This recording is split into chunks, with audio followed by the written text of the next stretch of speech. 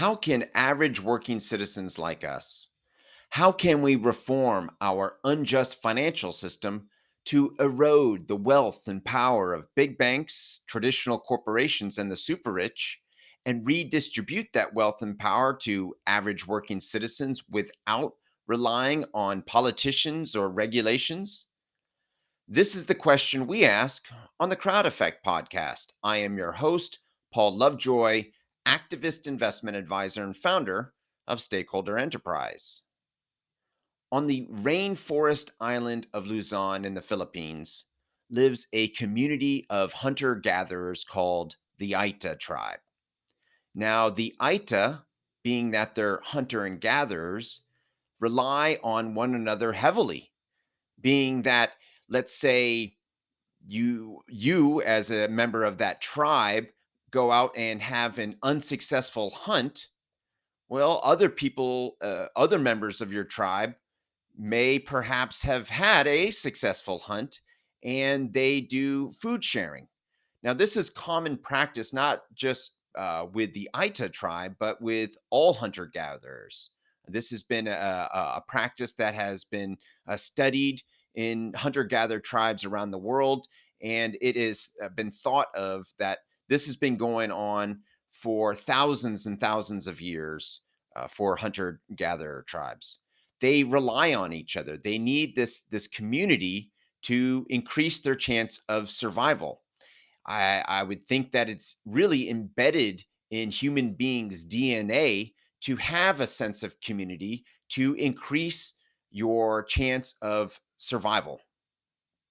So the Aita tribe, they are going through some changes right now, being that there's large deforestation and encroachment on their tribal lands in Luzon, and now this tribe needs help from another community, the global community, to protect their lands and to allow them to keep this tradition of hunter and gathering societies going on.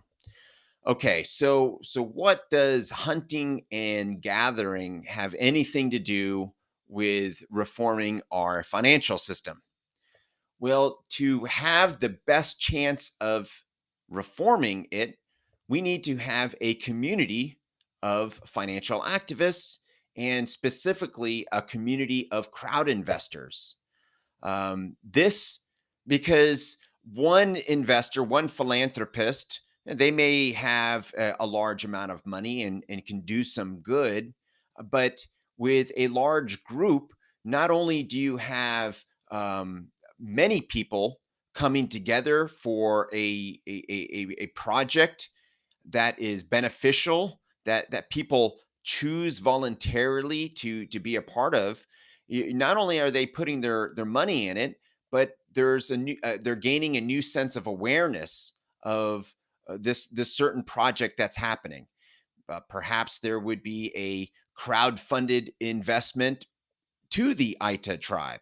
Now there isn't, because at this point we are trying to build a community of crowd investors. That's one of the reasons why I'm doing this podcast. It's the reason why I started Stakeholder Enterprise, is to build a community.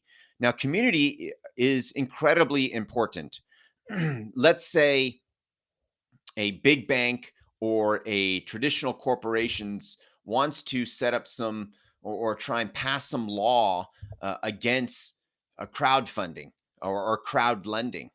Well, by having a large community, we have a louder voice and a single voice that can uh, prevent something like this.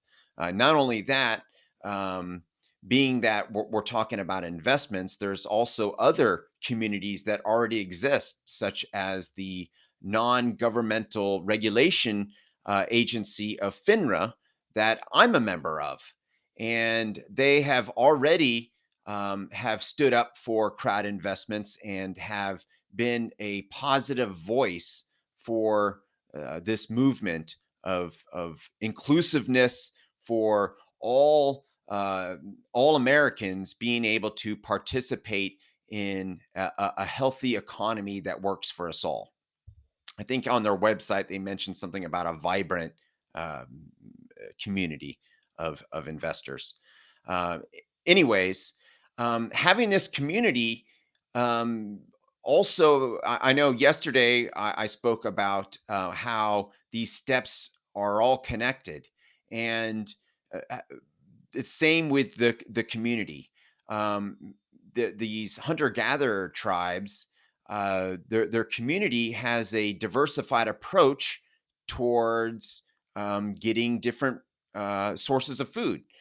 For example, in the Aita tribe, they get a lot of their food from fishing, but it also happens to be where the largest snakes in the world live, and they also eat snakes. These massive pythons.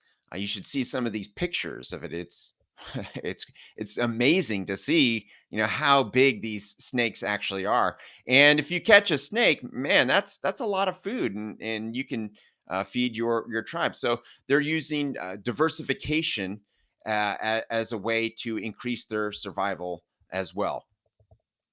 So that's all I'm going to talk about for today. Tomorrow, I'm going to do a wrap up of all of the steps of success, and really go into further detail about how it's all connected towards really towards human beings' uh, own increase their chance of survival. All these five steps have been used for thousands of years, and that's what we're going to be talking about next time.